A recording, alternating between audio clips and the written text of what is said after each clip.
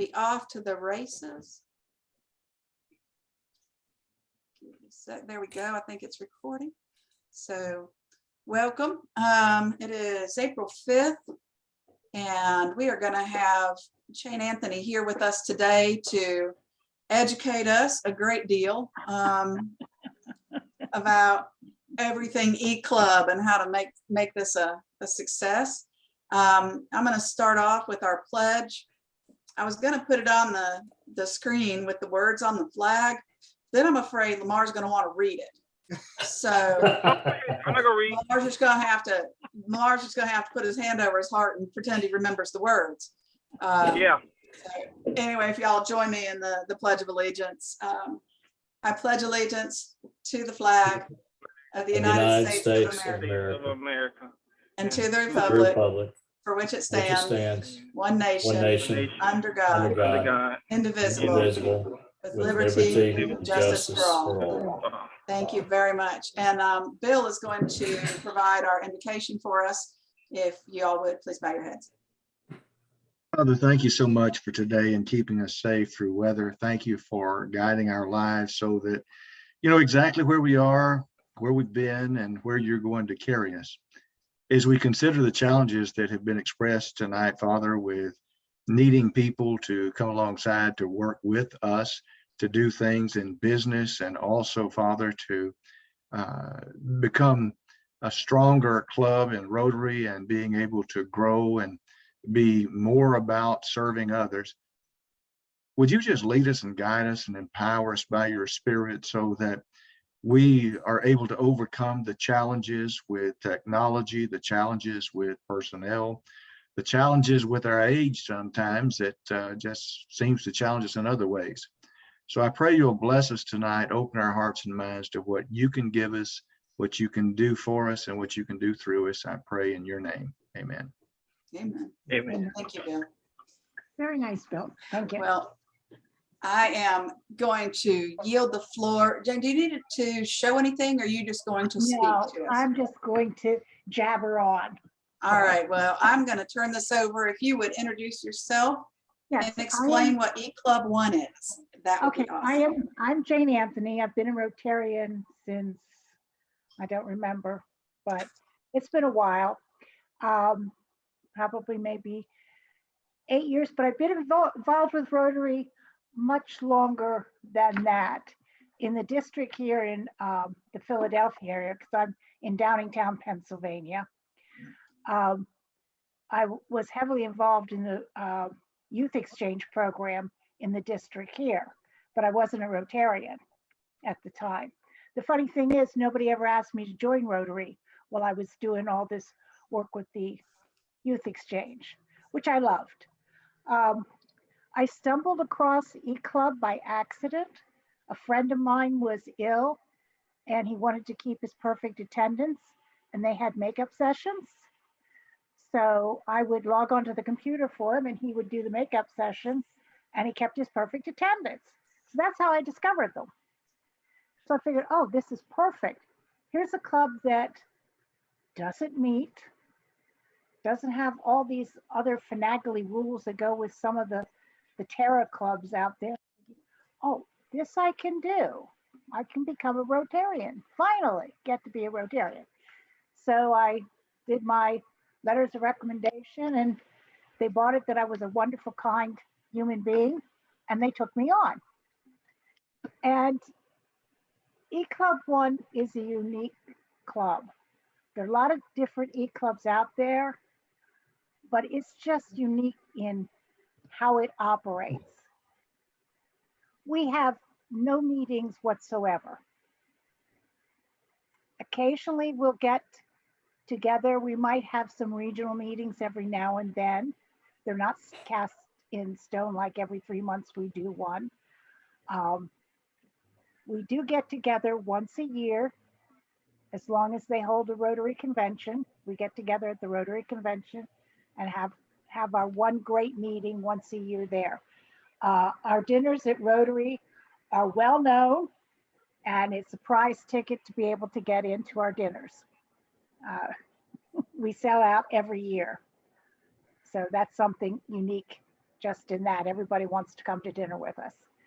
Uh, I don't mean to interrupt, but is the dinner like is that a once a year fundraising type dinner that you're talking about? we never break it. We're lucky if we break even. It's just a time to get together, but apparently everybody wants to come to dinner, which is fine with us. We meet a lot of different people that way. We kind of did a hybrid dinner in Germany because I couldn't get to Germany for health reasons. So I did the dinner introduction via the computer. So we're all kinds of eventful ways to do things when you're an eClub. Like I said, we have no meetings, no set meetings. We don't meet once a week or anything like that. We do have what we call, what are we calling it? It's almost like a question once a week that somebody puts out their comments on something that's going on, like the issues with Ukraine and what can we do, or they introduce themselves to the club and talk about who they are in their couple of paragraphs, and then people in the club just respond to that. And then you have a week to do that. That's quote unquote how we take attendance. We don't have an attendance rule, but that's how we look to see if people are participating. Our club is really big on just doing projects. If you look at our website, you will see that we do a lot of international projects. Some are in the United States, but most are outside the United States. We have projects in Australia, a couple islands in the Pacific, India, many programs in India. We've done one in Germany. Where else have we been? Africa, in many districts in Africa. How much are you traveling to these countries for the projects? We don't. It's We just have things that you initiate. it usually starts with a Rotarian who lives there. He's the one that brings the project to the club, fills out. We do have very strict paperwork rules for getting a grant from the club that they have to fill out, present a budget of how the money's going to be spent. They also have to tell us how eClub is going to get recognized for their donation to the project. It's usually a plaque or a sign or something like that. But it's nice to know that we'll be recognized for our donation, because usually they're, as far as donation goes, they're pretty large. We're talking 5, 10, sometimes 25,000 that we'll donate for a particular project. At some point, sometimes the club donates all of it. Sometimes we ask for members to donate. We do a lot of district grants. We've done 1 or 2 global grants. They're a monster, but they're fun to do. A lot of paperwork with global grants. And then as the project goes on, they have to give interim updates. And when the project's over, they have to do a report back to the club. And then usually we post that on our makeup session boards, what the results were of that particular project. We have an ongoing sustaining project in an orphanage in Mexico. We have 2 sustaining projects in India and 2 in Africa. Both are teaching people how to do things to make a living. We're running a sewing club in Nigeria right now, teaching them how to sew so they can make things and sell their wares. We do a lot of maternal and child activities. We've done some things with trying to fight blindness and things like that. So it's all kinds of variety of kind of projects that we do. When COVID was around, we did a lot of food projects in India and in Africa. And we did 2 in Mexico. But those were very important to keep the people alive.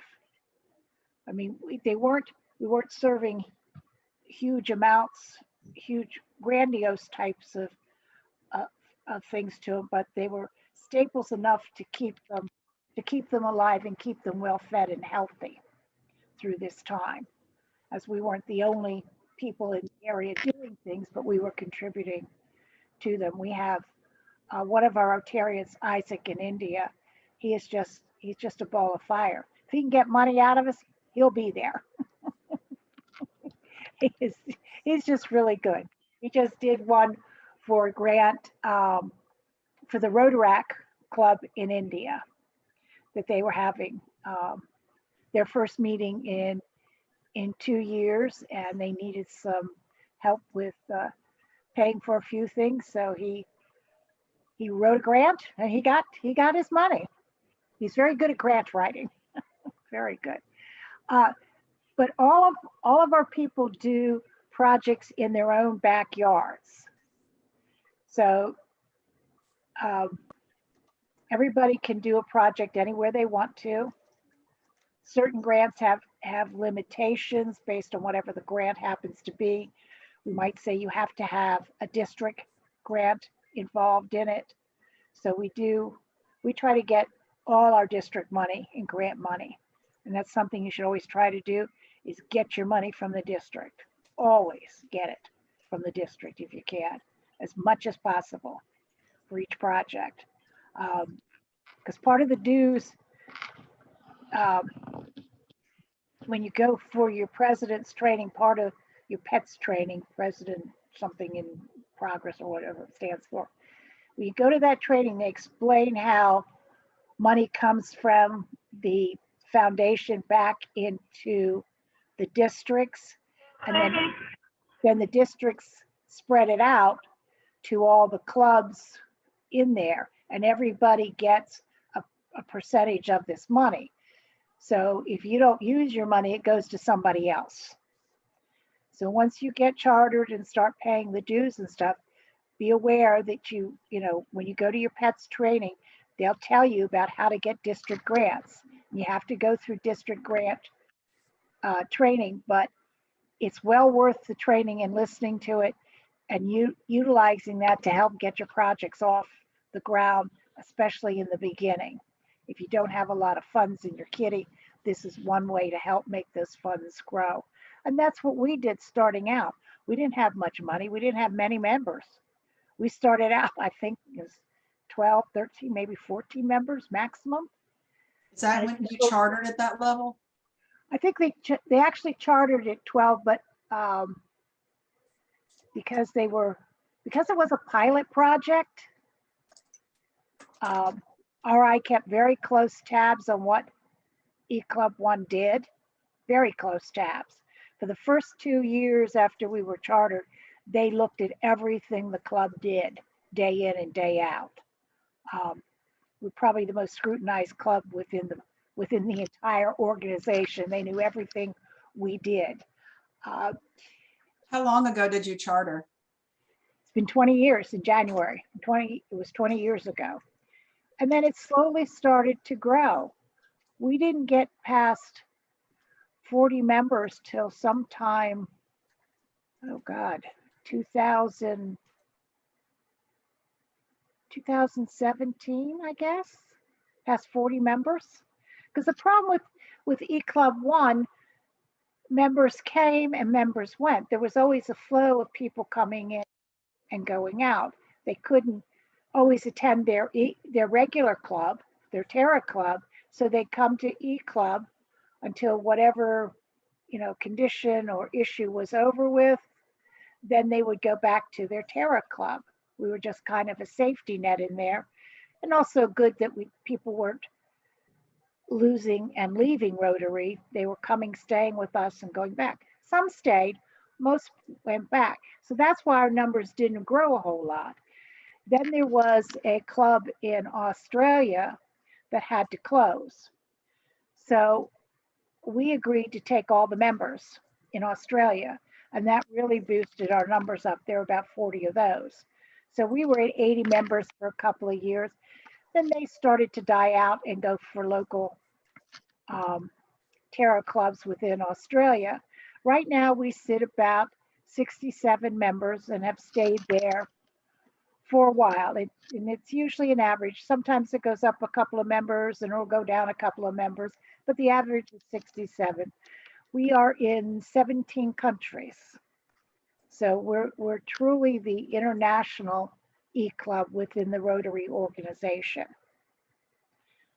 And our clients are busy in the areas where they live. And they do things with other Rotary clubs. We've done a couple of joint projects with some Rotary clubs. So, you know, the idea is not just always doing something with the members of Passport Club, but you can do it with any Rotary club. You can go attend a Terra Club meeting if you want to. It's not a big deal. You'd be going, you're still a Passport member. You're a visiting Rotarian. You get to tell them about all you do. And since you're looking at taking members from everywhere, anyone who wants to join, you can, I don't think there's a Passport Club out there who is a international in membership that they have. Most of them stay close to home within the district. Most eClubs stay within their district. Every once in a while, they have a couple of outsiders join their eClub, but they don't have anything like eClub one that has a truly international base and started that way. We did not start out as just local members. How does are you tied to a district with your club? How is that handled? Are you just directly into RI? We were chartered in Colorado in District 5450. So that's the Denver area, because that's where the main players were. We had to get a club to sponsor us, and that was the Rotary Club of Boulder. They sponsored the eClub. So so you're worried about having people getting together with every member of the club feeling connected. You'd be surprised at the number of people self-connect within the club. They bring in members that are from their own area, or they find out a member has joined in India. They'll contact that member and say, hey, look, I'm in this town in India. We're only 100 miles apart. Let's drive 50 miles and get together. So we have a lot of that goes on. So it's not necessarily not having access to a member. So it's just a very unique situation. It's just the way the club is driven in that way from the very start. That's what how do you handle your service projects? You do things internationally, you raise funds through grants primarily, but you said you also have members who provide funds. And I'm assuming if you do local things where you actually have service, hands-on service, potentially they would get together in small groups. I think the piece that baffles me the most is trying to figure out how to bring our very diverse group that's in all over the place, not in one location, together in such a way to be productive for service projects. Because the one thing that truly does define the group that we're building right now is that desire to serve our communities. But it's just a little more challenging when it's onesies, twosies. You can't all go down to the food bank and fill bags, and you can't, you don't generate those projects when you're starting out like this, it's not a bad idea to hook up with a project with the local Terror Club and add extra support, even if you're helping to do a grant with them, a small grant in a project that they're doing in your community where you happen to be located. So it's Rotary Club of Alabama and Passport Club of. So you can do joint things like that. And that's a way, one, to keep your name out there. Also make you known within the Rotary clubs, the Terra clubs out there, so they know you exist and what you're all about. Because that's all part of trying to get your club off the ground, is to let other Rotarians know that you're out there. You're not stealing members from anybody. Yep. You know, because everybody thought, you know, as soon as there was an eClub, everybody in the world would run to them and they'd all lose their members. Well, That was the big fuss about this one. it doesn't happen. It doesn't happen at all. Nobody runs to a club or a passport club. For example, a town very near to me in here, it's about 5 miles away, it's Westchester, Pennsylvania. They have 5 Rotary clubs in this town, 5. That's where Westchester University is, so it's a college town, but it's also a small suburban town in Pennsylvania. It's not the largest, not the smallest, maybe medium size as towns go, but there's not an inordinate population like living in Philadelphia to draw on. So you got 5 clubs out there drawing basically on the same population. There's a club for everybody. There's a passport club, there's a morning club, there's an afternoon club, there's an evening club, and there's a weekend club. And everybody seems to have found their place. And they don't lose members. Members haven't jumped from one club to another. Some of them have moved from one club to another, but that's okay. They're not going in droves. It may be 1 or 2 for whatever reason. Change in work schedules can cause a change in a club. I mean, it's anything. So there's no sense. They shouldn't have to look at you as being the enemy. You're part of the family. So you let them know that you're no harm. You can come and talk. Maybe they will let you do a talk on what a passport club is and what it does.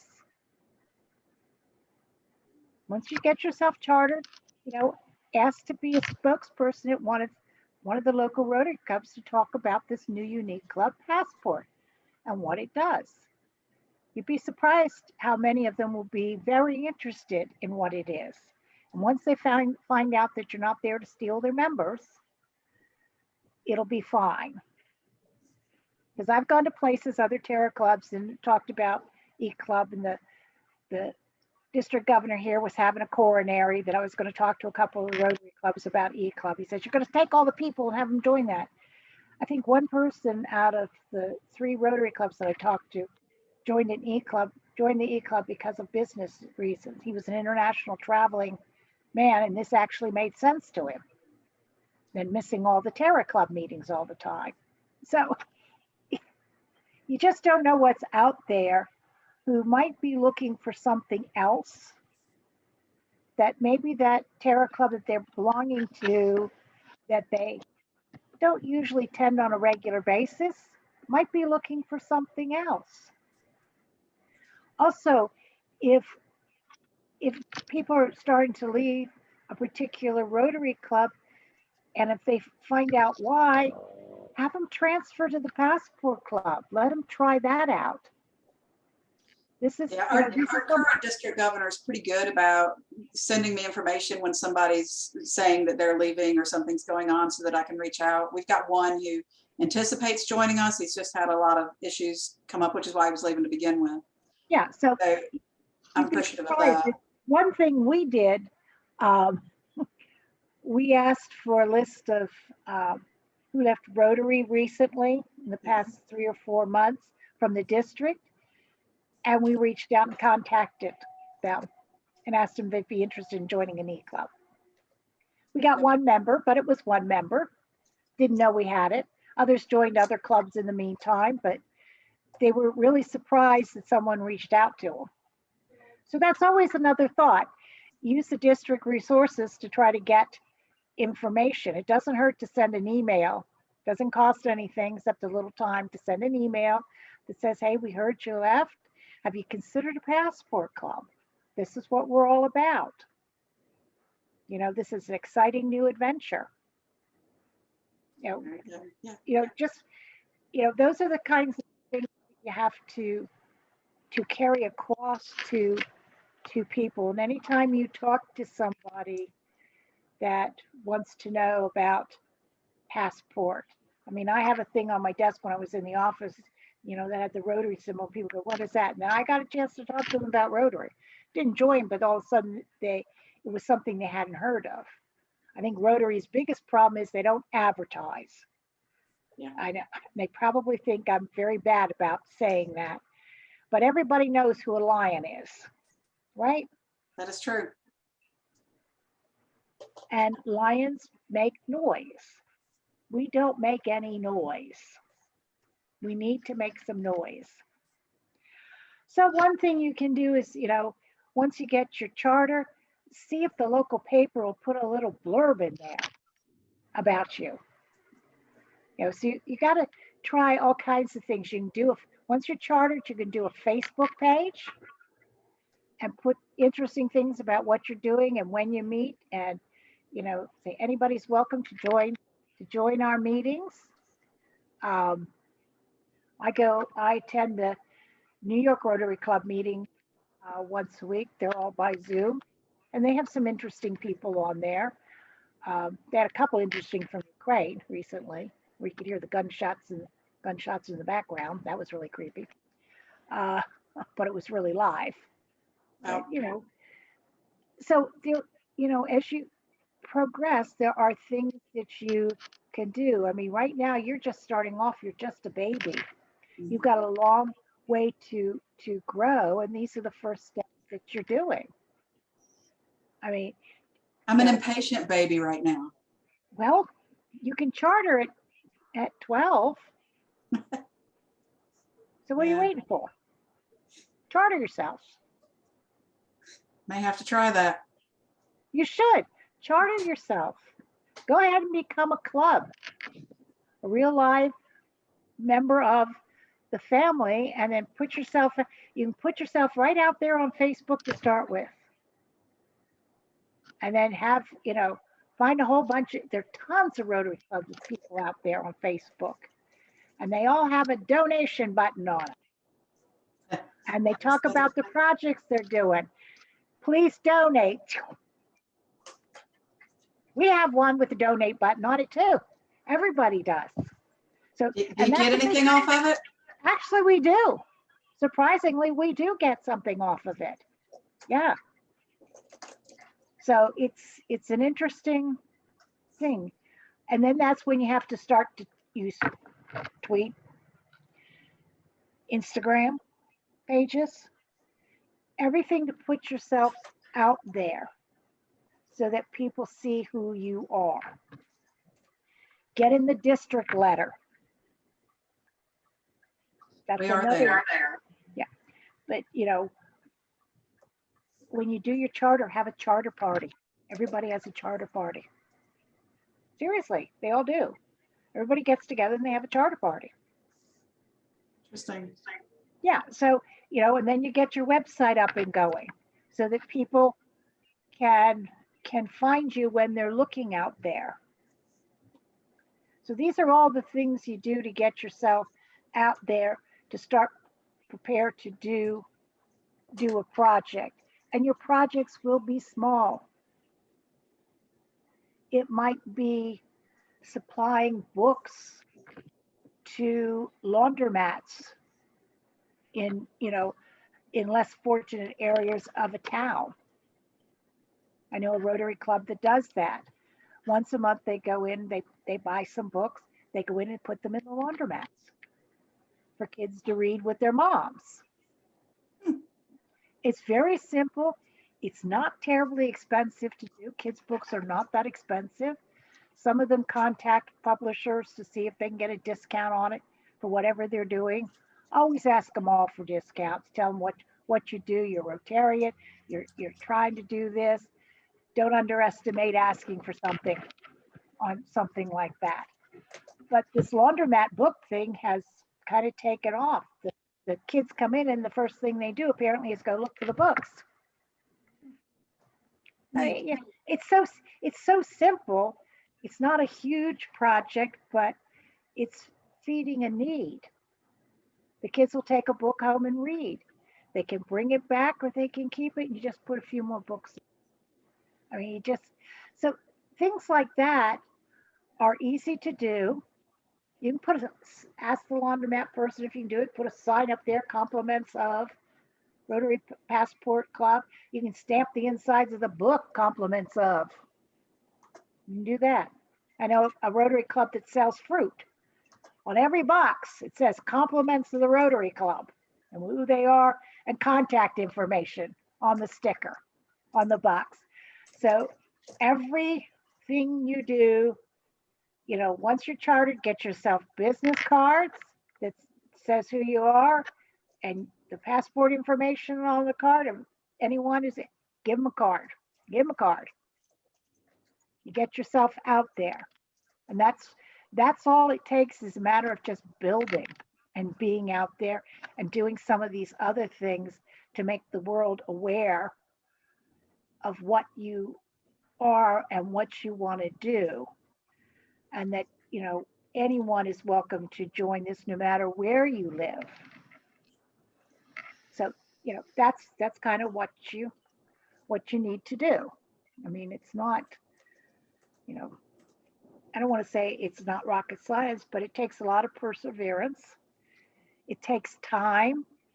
Don't be frustrated that you don't get a lot of people joining right away. It does take time to get members. We went a long time to get to where we are. 20 years is a long time to get there. We got there.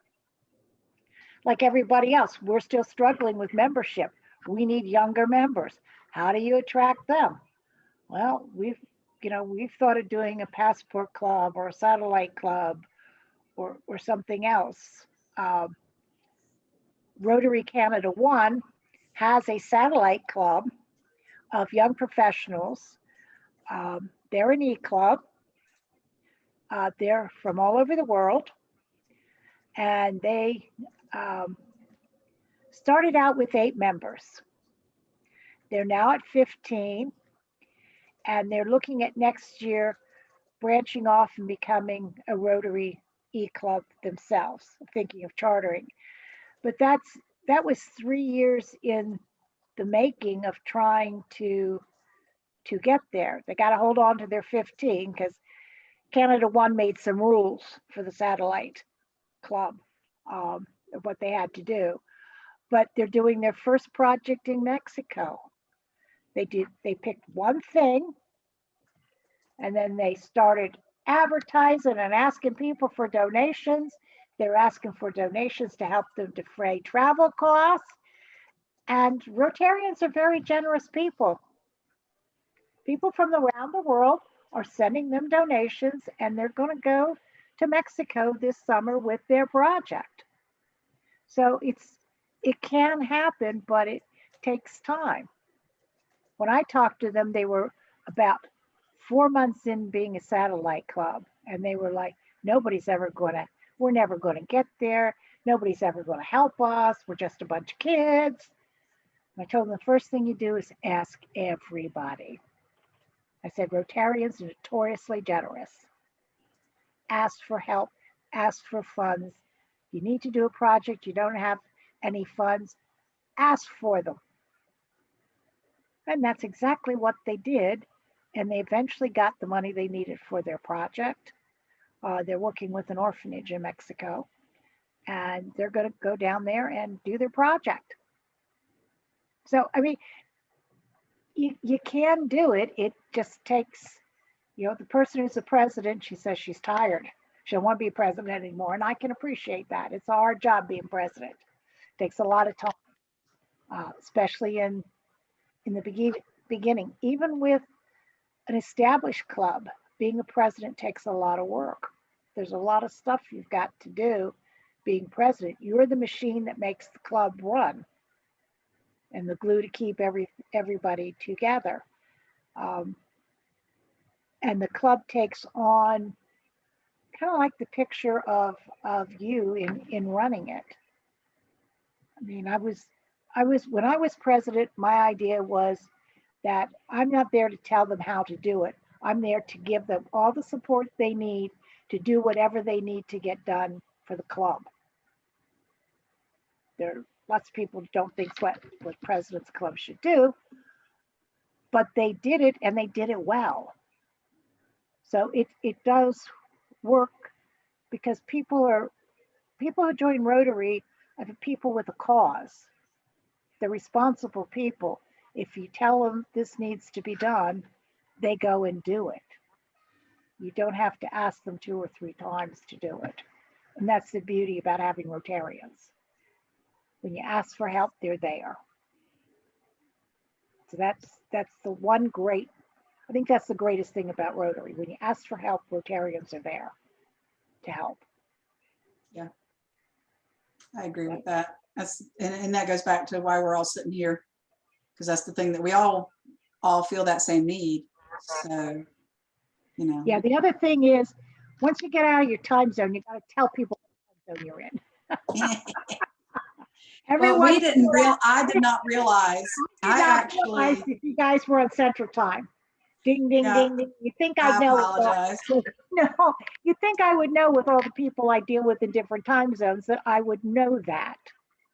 But, you know, it's one of those things. I'm so used to putting time zone in when I send an email. To me, it's an automatic thought. I don't think about it.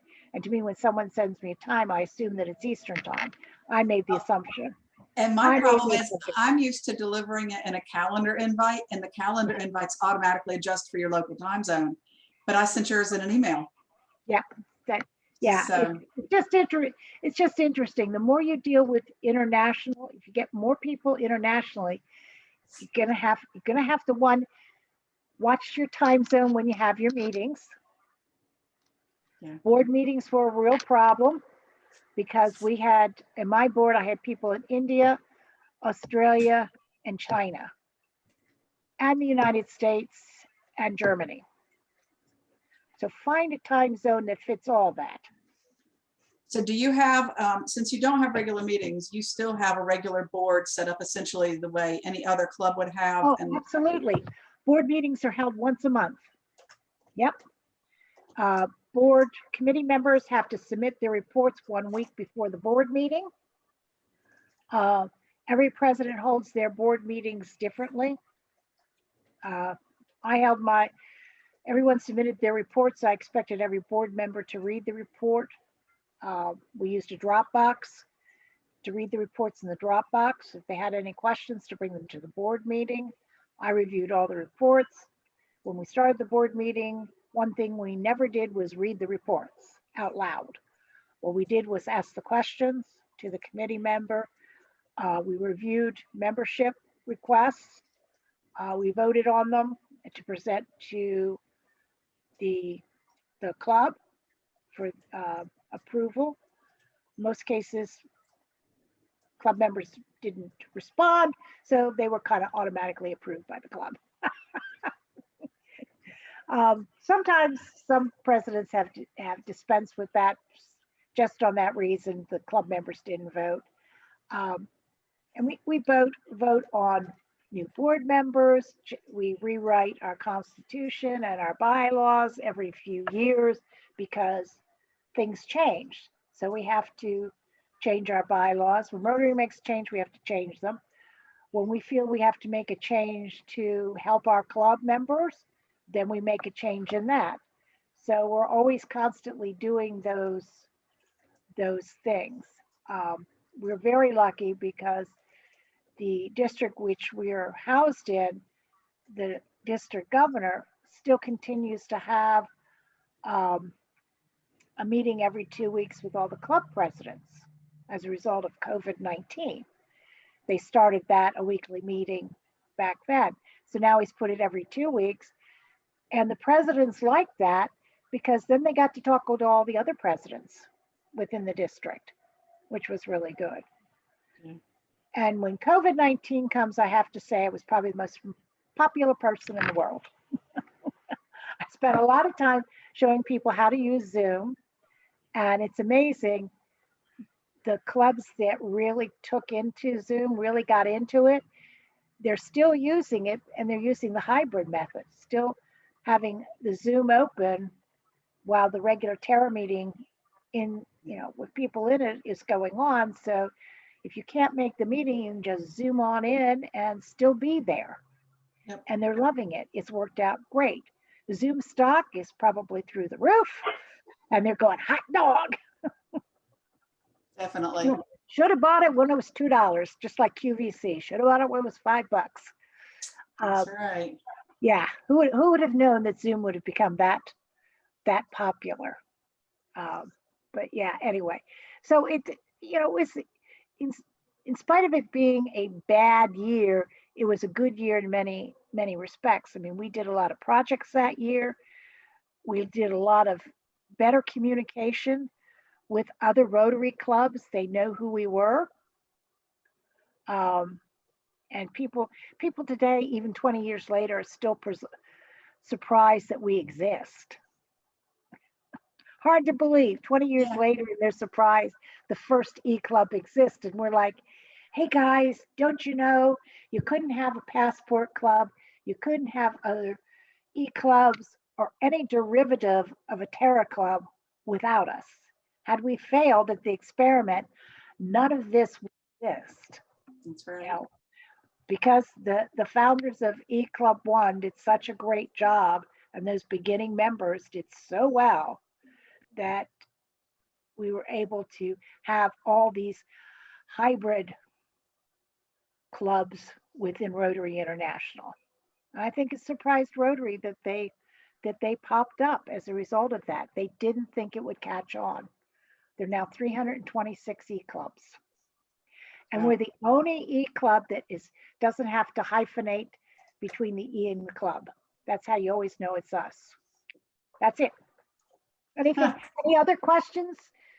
You can call me anytime you want to, Carla, or email me. I'll be happy to help. Thank you. I appreciate that. And I'm thankful that eClub 1 did what they did. Maybe COVID would have made it happen or not, but we wouldn't be as far along as we are if it hadn't. So, and for me, I mean, I'm one of those classic people. Getting to the Rotary meetings, it takes me 30 minutes to get where they are. It's another hour while you're there, plus some chatting on either end, and another 30 minutes back. I can't take 2.5 hours out of my day every single week to go do that in the middle of the day. I don't think anybody can take a 2.5 hour lunch anymore. Yeah, it's a thing of the past. So I think this fills a niche that a lot of people have. And I think, I'm a little surprised at hearing some of the things. I didn't realize, you didn't have standard meetings, that you were as far flung as you were, more structured like what we're looking at with the international people being able to be a part of it. So, I mean, for me, this is just great news, hearing your success at being able to do all of it. And I mean, you've just done it well. And I appreciate the offer of help. I'm sure I will rely on you. It's not going to happen overnight. It's going to be a process, but you will get there. As long as you have good, strong members starting out, you will get there. Yeah, I was talking to Bill when we were waiting for everybody to get on, and he's toying with relocating to Texas to be around his grandchildren. And I'm thinking, you're not going to escape us. No, we're virtual. Hey, there's no reason. And besides, if you don't like Passport, Bill, you can always come see us. Now stop stealing members. No. I'm just giving him an open invitation. That's all. And the new district governor for our district in Denver is Bucci, who is a member of eClub 1, and he lives in Houston, Texas. Oh, that's awesome. Within the district. That is very cool. So that's just another thing that eClub is doing. This year we had co-presidents. I mean, so we kind of venture into just about anything. We'll try something once to see if it works. And if it does, we may do it again. Yeah, so this is going to be exciting. First time a district governor does not live within the district. I think that's great. Yeah. Kind of the epitome of it. So those are the kinds of things that can happen when you have a virtual club. You can do all kinds of different exciting things. Yeah, Chris is a military member and is heading towards retirement post haste and has been teaching at the Montgomery War College. And he's got these classes of people who come in for leadership training and then they disperse worldwide. And, you know, it's just this group of people that we can have be part of this. Chris, give an application. Here's your connection to America. Exactly, right? It's awesome. Yeah. Here you go. Yeah, Absolutely do that. Yeah, you never know when we have somebody who's on a cruise ship, a member who's on a cruise ship. I mean, they're everywhere. You'd be surprised where they come from and what they do. I mean, the opportunities are endless. They just are.